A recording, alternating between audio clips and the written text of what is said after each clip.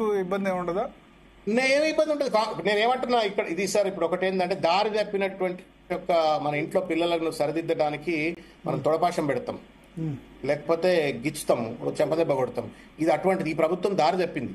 ఈ physical discipline లేదు, convictions commitments to fulfil the poll promises లేదు, అడ్మినిస్ట్రేషన్ మీద మొత్తం పట్టు తప్పిపోయింది, సంపద సృష్టించలేరు, సంపద పంచట్లేరు, మొత్తం ఆగమాగమైనటువంటి ఒక రీతిలో ఉన్నారు. వీళ్ళని గాడిలో పెట్టాలంటే ఈ ఓటమైనటువంటి తప్పనిసరిగా గాడిలో పెడుతుంది. రేవంత్ రెడ్డి గారికి కూడా అబ్బో నా కుర్చీ ఉంటుందో పోతుందో అని చెప్పని కొంచెం ఒళ్ళు దగ్గర పెట్టుకొని రివ్యూలు చేస్తాడు, సంపద సృష్టించే ప్రయత్నం చేస్తాడు. మొన్ననే సిఏజీ రిపోర్ట్ వచ్చింది. మీరు రెవెన్యూ రిసిప్ట్స్ చూసినట్టయితే not even 40% of revenue receipts లేవు. సేల్స్ ట్యాక్స్ డిప్ ఉన్నది, ఎక్సైజ్ ట్యాక్స్ డిప్ ఉన్నది, స్టాంప్స్ అండ్ రిజిస్ట్రేషన్స్ డిప్ ఉన్నది. ఎట్లా డిప్ ఉంటుందండి? ఇంత పెద్ద ఉద్దండ పండితులంతా, పైల్వాన్లంతా మంత్రులు, ముఖ్యమంత్రులు ఉన్న తర్వాత why is that there is a financial depression in the state of Telangana? ఎందుకు ఇచ్చిన వాగ్దానాలు అమలు చేయలేకపోతా ఉన్నారు? ఎందుకు సిస్టమ్ అంతా కూడా కొలాప్స్ అవుతుంది? ఇవి సెటరైట్ కావాలంటే, ఒక్క నిమిషం అన్న నువ్వు చెప్దు కానీ, ఇవి సెటరైట్ కావాలంటే ఎక్కడో ఒక దగ్గర బారాఖూన్ మాఫ్ లెక్క కాదు, మీరు బాలేరు అని చెప్పడానికి ప్రజలు ఈ యొక్క మ్యాండేట్ ను వ్యతిరేకంగా ఇస్తారు అని చెప్పి నేను అనుకుంటున్నా. 100% people will teach them a lesson to set them right. Because ఈ ఓటం వల్ల రేవంత్ రెడ్డి ముఖ్యమంత్రి దిగిపోతాడా? దిగిపోడు. కాంగ్రెస్ అధికారం కోల్పోద్దా? కోల్పోదు. కానీ ఒళ్ళు దగ్గర పెట్టుకోవడానికి ఉపయోగపడుతుంది. To set them right. మీరే అన్నారు ఇది ఓడిపోతే రేవంత్ రెడ్డి మీద వ్యతిరేక గళం మొదలవుతుంది మంత్రుల, ఎమ్మెల్యేల మీద అని మీరు అన్నారు. నేను అట్లా అలా ఎలక్షన్ క్యాంపెయిన్ లో మీ పార్టీ నేతలు అన్నారు. సరే, ఇప్పుడు ఇవన్నీ కాన్సిక్వెన్షియల్ ఎట్లా ఉంటాయి అనేటువంటిది ఒక్కొక్కళ్ళు ఒక తీరుగా చూస్తారు. ముఖ్యమంత్రిగా ఉంటాడా అంటే రేవంత్ రెడ్డికి, ఆయన రాహుల్ గాంధీకి రేవంత్ రెడ్డికి ఇప్పుడు అవినాభావ సంబంధాన్ని బంకలు అతికించుకున్నట్టే ఉన్నారు వాళ్ళిద్దరు. ఈయన ఎన్ని తప్పులు చేసినా ఆయన కనబడతలేవు రాహుల్ గాంధీ గారికి. కాబట్టి అది వేరు ముచ్చట. నేను I don't want get in to deeper of the discussion. ఉంటాడా పోతాడా అనేది పార్టీ అంతర్గత వ్యవహారం. బట్ తప్పనిసరిగా అంతర్మదన మొదలవుతుంది కదా. ఒక ఎన్నిక ఓడిపోతే తప్పనిసరిగా పార్టీలో ఒక రివ్యూ జరుగుతుంది, అంతర్మదనం మొదలవుతుంది. వాళ్ళు తప్పనిసరిగా ఇది తప్పైంది, అది తప్పైంది, ఇది రైట్ ఉండాలి, అది రైట్ ఉండాలి అని చెప్పని సరిదిద్దుకోవడానికి దీనివల్ల ప్రజలు బాగుపడతారు.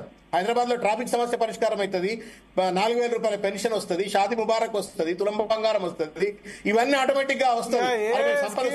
ఏ స్కీమ్ ఇంప్లిమెంట్ చేయకపోతే ఇంత తప్పైంది. ఇంకా షాదీ ముబారక్, ఈ 4,000 పెన్షన్ అయితే మధ్యలో మిడిల్ క్లాస్ గవర్నమెంట్ ఉద్యోగులు వీళ్ళే సఫర్ అయ్యేది. నేనేం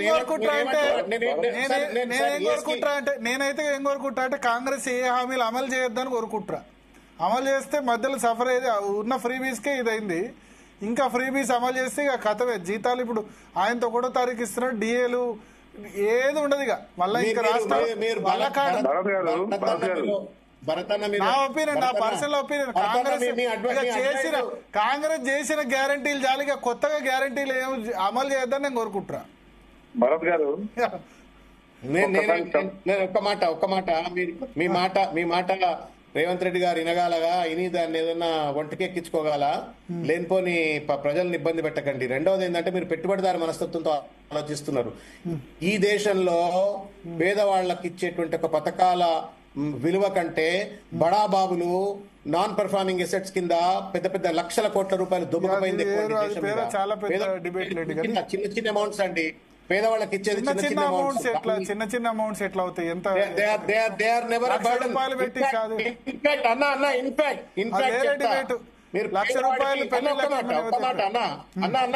ఒక్క మాట, పేదవాడికి మీరు 4,000 రూపాయలు ఇస్తే వాడు కూడా ఆ 4,000 రూపాయలు మార్కెట్ పంపుతున్నాడు. కన్సంప్షన్ కెపాసిటీ పెరుగుతుంది. కన్సంప్షన్ కెపాసిటీ పెరిగింది అంటే మార్కెట్ లో మనీ సర్క్యులేట్ అవుతుంది. మార్కెట్ లో మనీ సర్క్యులేట్ అయిందంటే ప్రభుత్వానికి రావాల్సిన ట్యాక్సులు గీక్సులు మళ్ళా వస్తాయి. కాబట్టి పెద్దోడికి ఇచ్చిన ఇంట్లో దాచుకుంటాడు, పేదోడికి ఇచ్చిన 4,000 2,000 రూపాయలు మాట్లాడలేదు. షాదీ ముబారక్ అవసరం లేదు, ఫ్రీ బస్ అవసరం లేదు. షాదీ ముబారక్ నీకు తెలియదు, నువ్వు ఇంట్లో ఆడపిల్లలు లక్ష రూపాయలు ఎందుకు ఇవ్వడం? లక్షలు ప్రభుత్వం ఇచ్చింది తెలియదు. అన్న షాదీ ముబారక్ గురించి నీకు తెలియదు. అయితే లక్షలు ఇవ్వాల్సిన అవసరం లేదు. 50 లక్షలు కట్టం తీసుకునేటోడు కూడా షాదీ ముబారక్ 1,00,000 తీసుకోబట్టే ఏం లాభం? అది 50 లక్షలు కట్టం ఇచ్చేటోడు కూడా తీసుకోబట్టే.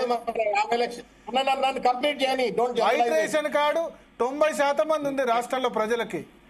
వైట్ రేషన్ కార్డు ఉన్న ప్రతి ఒక్కరు షాదీ ముబారక్, కళ్యాణ లక్ష్మి తీసుకోబట్టే. ఇట్లా అయితే ఎట్లా నడుస్తాయి? సారీ, ఇది పెట్టుబడిదారి మనస్తత్వం అని మీరు అనుకోవచ్చు. నేనేమంటున్నా అంటే ఇప్పుడు రాష్ట్రం దగ్గర అఫోర్డబిలిటీ ఉంటే, రాష్ట్రం దగ్గర పైసలు ఉంటే ఓకే, ఇంత అప్పులైన తర్వాత కూడా ఎందుకు?